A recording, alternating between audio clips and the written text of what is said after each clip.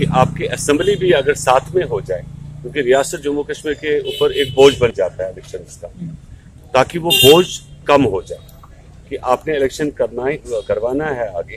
तो आप साथ ही में असेंबली का भी करवा दीजिएगा, ताकि मामला जो है इजी रहे। और इस वक्त क्योंकि माहौल भी ठीक है, और पहली दफा ऐसे गवर्नर साहब है जिन्होंने आपके यूएलबी पोल और पंचायत पोल का जहां तक मामला था, इन सरकारों ने इसको दबा के रखा। वो नहीं चाहते थे कि ये पावर्स भी जो है पंचायत मेंबर तक जाए या काउंसलर्स तक चले जाए।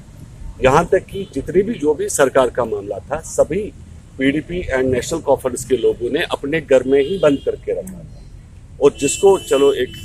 भगवान का हम कहे कि एक अच्छा व्यक्ति आया यहाँ पर जम्मू कश्मीर में, और ऐसे जो दरवाजे खोलना इनने शुरू कर दिया, तो आगे आने वाले वक्त में होप हम भी रखते हैं कि रियासत जम्मू कश्मीर के जो मामला है वो सही बने और अमन आ जाए, पीस लौट आए।